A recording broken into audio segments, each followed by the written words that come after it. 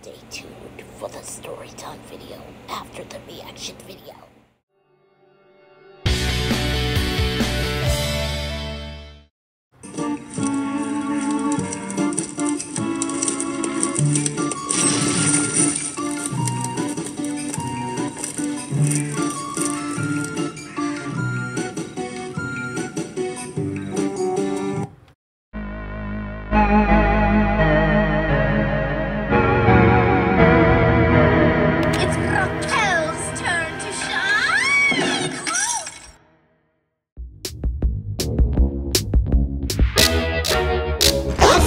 Rhino Productions for Halloween.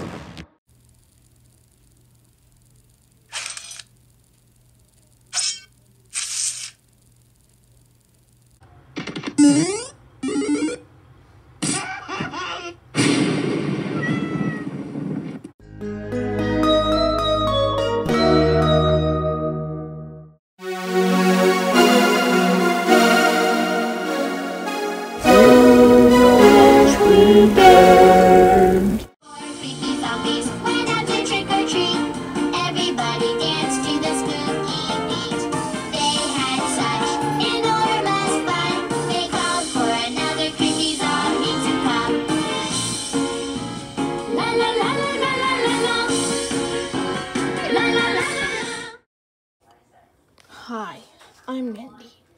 Welcome back to our Toono this weekend. Halloweentoono 3. We're taking a look at Carter's Retro Reviews, Skeleton Warriors, Sega Saturn. Let's get started.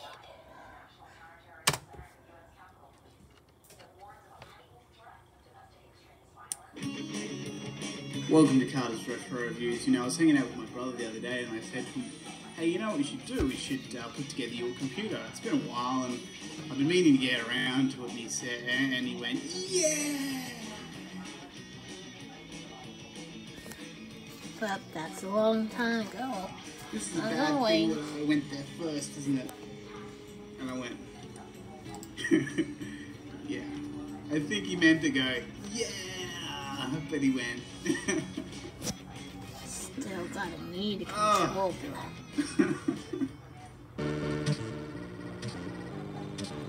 Gaming.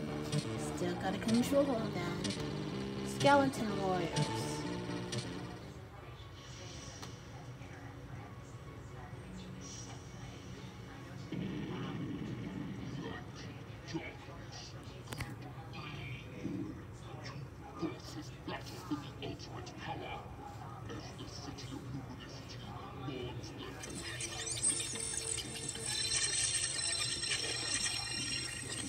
Fast forward.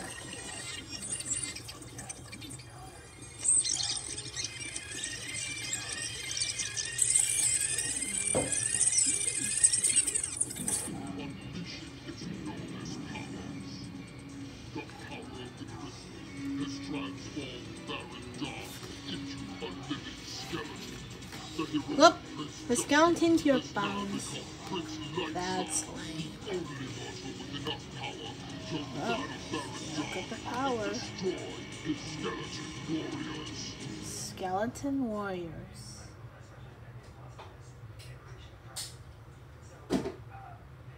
Before I flood you with self-important opinion like it matters, let's get the facts out of the way.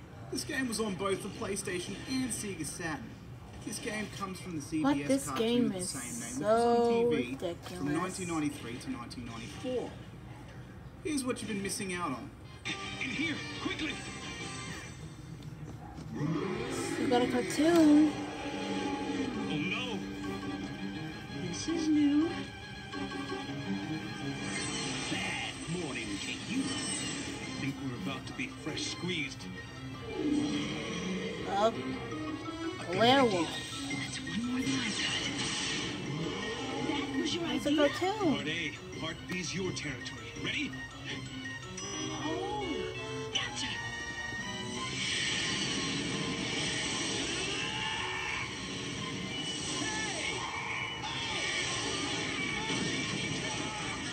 We better find Guardian and Grimskull before that...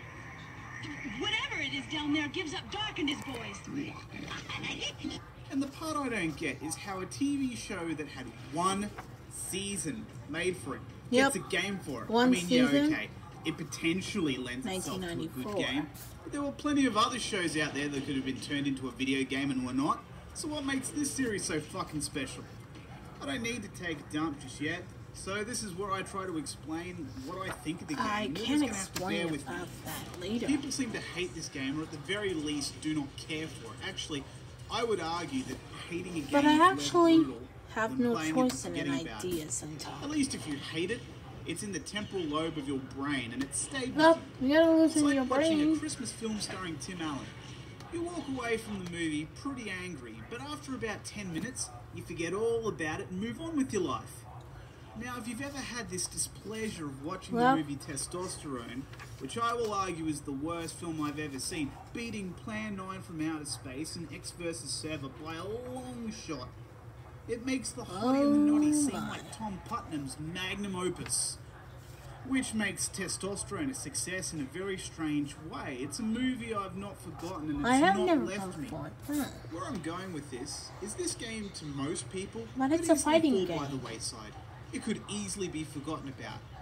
But this game is going to stick with me. People will ask me what I thought of that game, you know, Skeleton Warriors on the Saturn, and I'll reply with, wait, what was that game again? No. I will say that this game is good, and that I remember it like it was yesterday. I mean, okay, yesterday was pretty hazy. Still got the game. I mean, I barely remember what I did this morning. What if it say. wasn't my usual pattern of Still know the having rules breakfast, about fapping, that and going back gaming. to sleep, I wouldn't have remembered what I did this morning either. Since I gave you the facts, here's some opinion. I'm pro-gay marriage, I'm anti-guns, jerking off is amazing, and a right. Okay, the last one was less opinion and more fact, but I don't know how to feel about this game. I played it for a few hours and I found I was progressing every time, but there is one massive gripe about the game. Where the fuck is the save point? Is the game short, or did you just casually forget to leave this out? So hard. Because I would have loved to have saved my progress about level 3 or 4 once I was doing really, really well. But instead of having to start from the beginning, I could have started where I last saved. How about them apples? I was frustrated like a virgin teen who didn't know how to sell his massive cock to the ladies. On top of this frustration, I found that those fucking dogs were annoying as hell. They remind me of those two-headed pig dogs and altered beasts. The controls are responsive and the sound is good. Not great, just good. Other people thought it was really great, but I didn't. That's Initially, basically I thought more the loading like screens that. looked like total dog's bollocks. But as the levels progressed, it seemed to fit in with the theme, whatever the fuck that was. Still got a loading on the It was screen. repetitive, but I didn't seem to mind so much because I found I was progressing, and I always find that to be a big thing whenever you're grinding or you're playing any sort of dungeon crawler. If you feel some progression is being made, and your weapons and ability in the game are getting better, and you're getting close It's to the hard end, enough it makes to you want try to keep things going instead of hard putting as down the controller and telling the game to go fuck itself. I Well, need to tell you that the believe it or character not. you play doesn't get any better, but in this instance, I feel like it doesn't need to be. He's plenty responsive enough, and the enemies seem to be defeatable. What I will mention is the use of the block button. I didn't see how the use of the block really became all that relevant within the game. The use of the jump? Absolutely. Blocking? Not really. Well, still got that. It either won't block in time or it They're just blocking stops on the that. flow of gameplay. I mean, okay, won't block Like in time, nobody cares that's about my that fault. But game. stopping the flow of gameplay, it just does not seem right. I just learned how to get better and not rely on it so much. I also feel that a good ending to a dungeon crawler or any game where there's vicious amounts of grinding is immensely satisfying.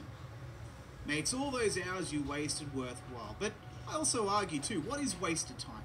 If you enjoy What a yourself, is waste that of time that not wasted? time.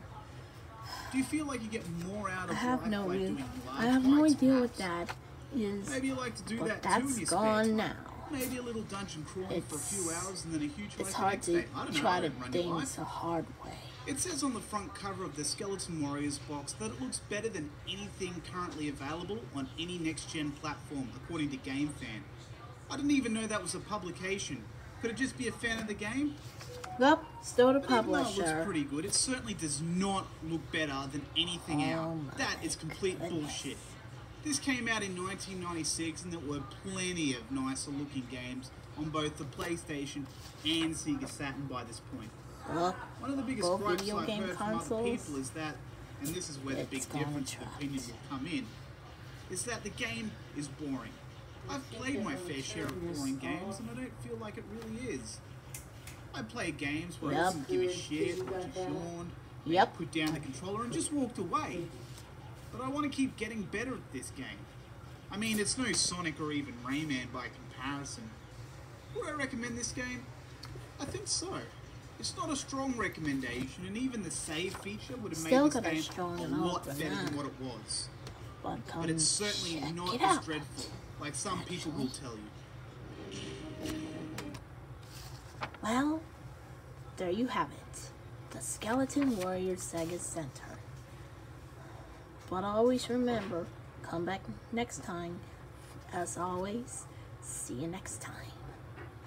I knew Billy, from Billy and Mandy, you're gonna love that.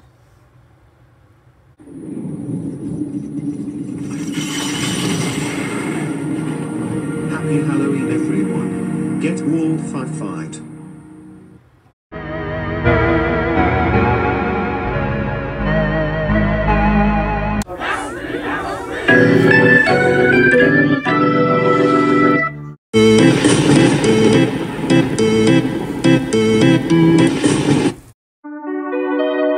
Thanks for watching.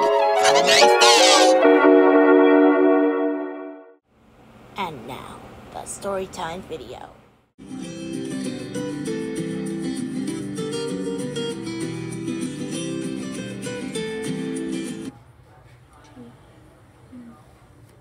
Hey everyone, thanks for joining us again for the 13 Days of Halloween series that we are doing.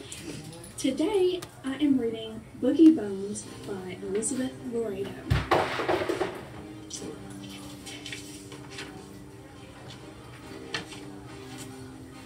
Alright. Boogie Bones loved to dance. There was nothing he liked more than shaking a leg, cutting a rug, or tripping the light fantastic. He liked to dance under the cold, white spotlight of the moon, to the music of the wind shushing through the dry leaves and the tick-tock sound of the other skeletons snapping their bony fingers. No one in Mount Steely could match him, but Boogie Bones longed for the chance to really show his stuff in the world beyond the graveyard's iron gates. Then one night, a whirling wind blew a hat into the graveyard.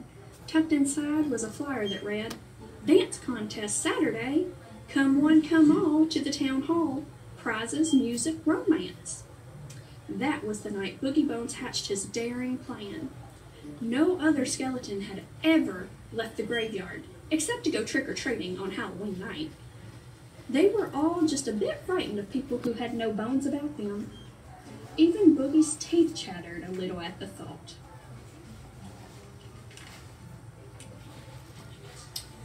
But the evening of the contest, the wind whistled a haunting waltz that made the treetops bow and dance. It seemed a night for bold deeds, and when Boogie told the other skeletons his scheme, they thought it was a grand idea. They lent him a moldy old tuxedo and some fine black patent leather shoes. He used the hat to hide his shiny white head. When Boogie Bones was all dressed up, you could hardly tell that he was a skeleton at all. Hardly. What do you think? Still looks a little strange to me. Boogie left the graveyard and danced off along the road, in the moonlight, his shadow as his partner. But when the great iron gates disappeared from view, his courage slipped away. As he got further and further from the comfort of the graveyard, his steps grew slower and slower. By the time he reached the town hall, Boogie's teeth were chattering. Only the sounds of fiddles shivering and a piano plucking made him open a big wooden door.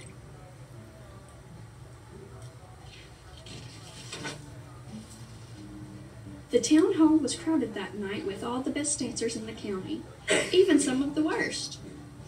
The judge was a tall, thin man who once had ridden in an elevator with the great dancer Fred Astaire.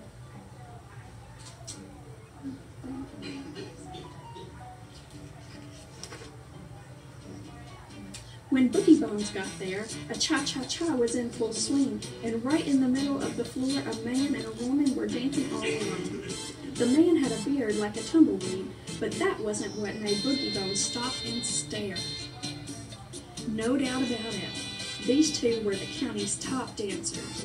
Boogie could feel it deep down in his bones. Cha-cha-cha, cha-cha-cha, back and forth they trotted, noses turned up and toes turned down. Back and forth they rocked like a hobby horse on its spring. Then with a quick twirl and a swirl of satin, the cha-cha had ended. If Boogie had had a heart, it would have sunk right down to his shiny patent leather shoes. He hadn't seen dancing so pretty since the night he watched a black widow spider do a waltz on her web. A spindle shanks had no place on the dance floor for the likes of him. Boogie's shoulders slumped. His tuxedo sighed and settled sadly like a flour sack on his bones. He hid behind a potted palm and told himself he wouldn't dance at all that night. Poor Boogie.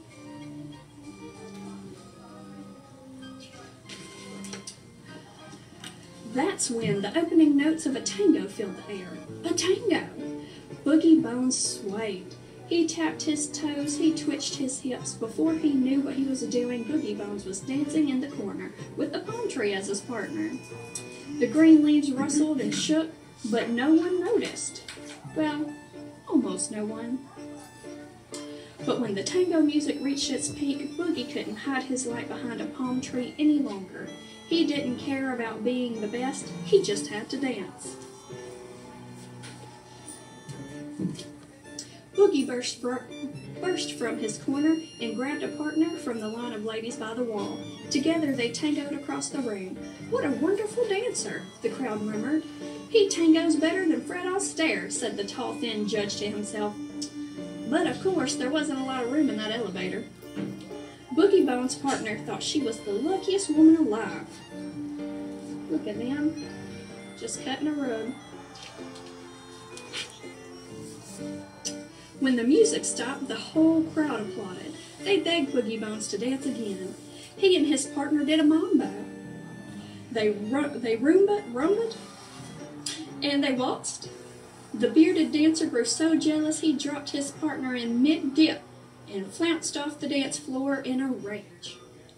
Still, everything would have been fine, but then the band began to play Jumpin' at the Woodside. It was Boogie Bones' favorite tune.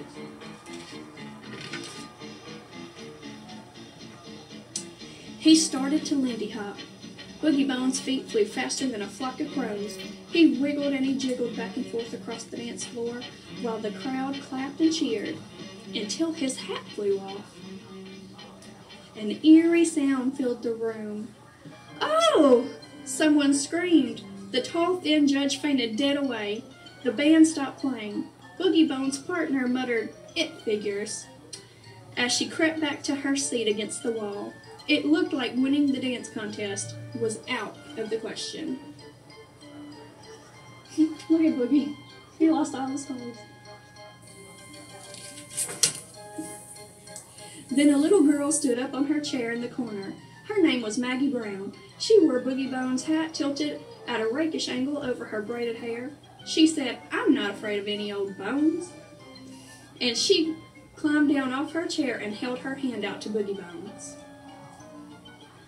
He bowed. She curtsied.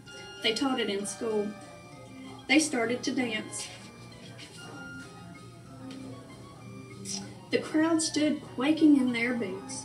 The noise of their knees knocking, teeth rattling, sounded like music to Boogie Bones. He spun Maggie around and around until her braids were a blur and her skirt spread like a blossom.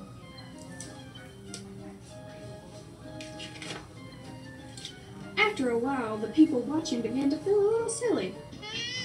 There they stood, hair on end like a row of dried cornstalks, while little Maggie Brown danced the Lindy Hop, not the least bit scared.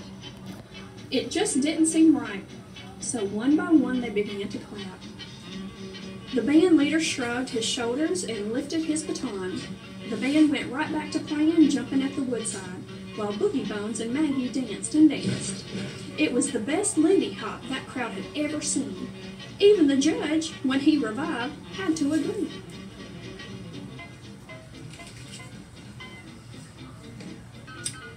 That was the happiest night of Boogie Bones' life.